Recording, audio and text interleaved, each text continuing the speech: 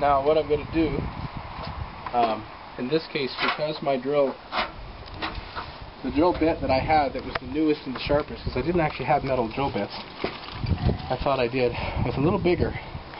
So what I did was I'm going to put some washers around the screw bit, around the screw I should say, when I put it in, to get it some more surface area to hold it in a little better. And all I'm using for screws is just a 2.5 inch standard type wood screw. And the purpose here is not so much that a gust of wind is going to blow them off. You don't actually really have, these are so heavy, I mean they're probably about 100 pounds each.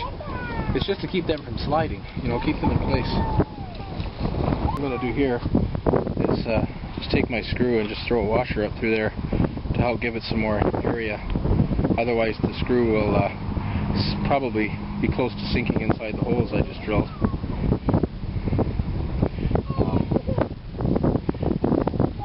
Some of these little things I do, you know, that might help people that don't have a lot of experience. I mean, some guys out there, you know, they might do this for a living when they're saying, well, you know, they would know a better way to do it. So I suppose if I was building it brand new with all the actual parts that it's supposed to fit, I guess it would be easier and different. But in the end, this raised bed and this greenhouse cost me, I mean, if you want to exclude the price of gas and all that, whatever, I mean, most of these I got in one trip. The doors were another trip. But gosh, I've only got $200 worth of building material here, and I've got the raised beds included in that. So it's all right through the plastic here.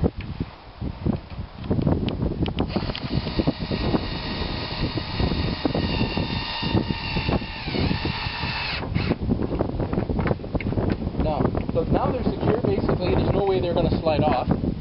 And that's the only purpose I'm trying to do right now. I'll put another couple on the other side, and then I'm going to build a beam in here to center that out. Because believe it or not, there is like about a 1/4 of an inch bend in that glass. So.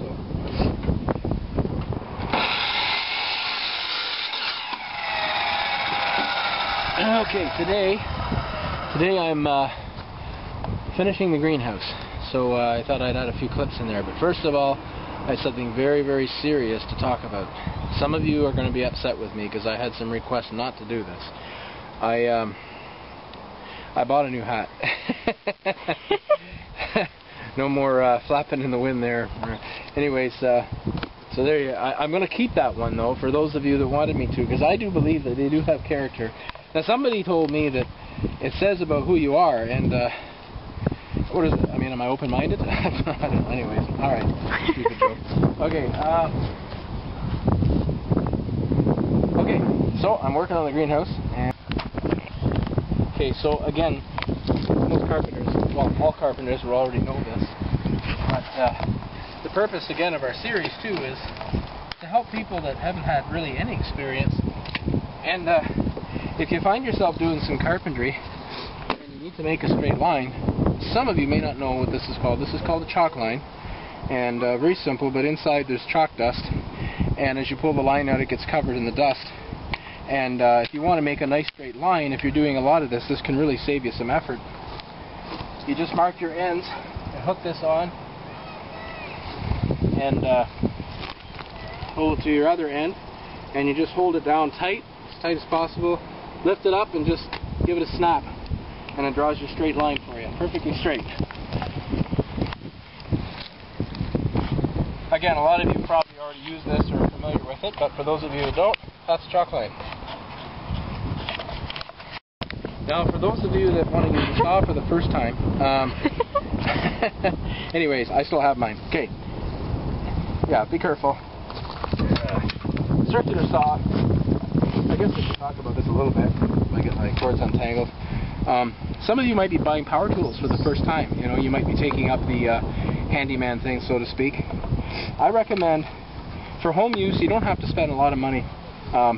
You can spend up to $300 for a saw like this or more. I bought this for $50 a couple of years ago. It's a Jobmate's like our Canadian Tire, no-name brand, and I got a fair amount of use out of it. You know, it makes reasonable cuts, and the chop saw is a real handy thing to have too, for making your straight cuts or angle cuts. I paid $100 for this about 3 years ago, and I've got more use out of this saw than anything. you know, a lot of guys in the construction sites will use these, of course, for cutting their 2x4s and that, but I find these give a nice, straight, easy cut, you know, and they're a little easier to use that way. If you have a bit of a problem with your back too, it's nice to have them up on a table. And this thing here is the ultimate handyman secret weapon. Get yourself one of these. They're really handy for quick fixes. Lots of multi-purpose you can do with these things. So maybe I should have done a video just on tools. But anyways, you don't have to spend a lot of money. My screw gun, actually, I should talk about this. This is one my uncle gave me. This is job made as well. This is a no-name brand. My wife bought me a really good quality one. Now this tool gets more use, I think, than any other tool I own. And my Makita I owned for almost 7 years, and the battery finally just won't take a charge anymore.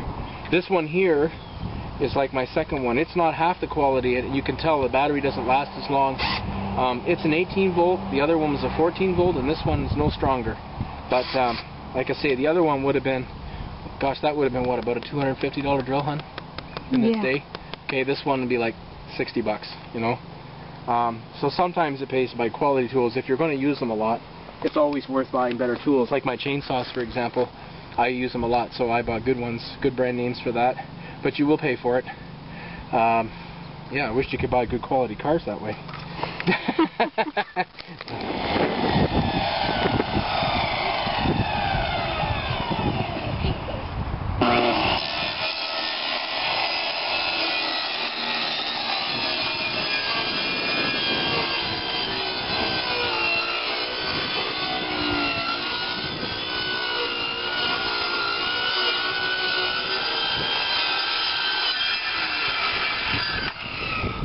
Because all my windows weren't uniform in size, I've got to put a little bit of wood on to seal it in.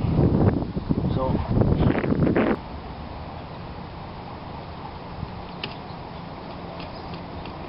now I have to make two angle cuts here for the slope of it. I got a 1 foot high raise there, so 6 feet long, 1 foot high raise. So here's how I'm going to make two angle cuts. Chalk line, and the one will come to this corner right here, and the other one comes to this corner.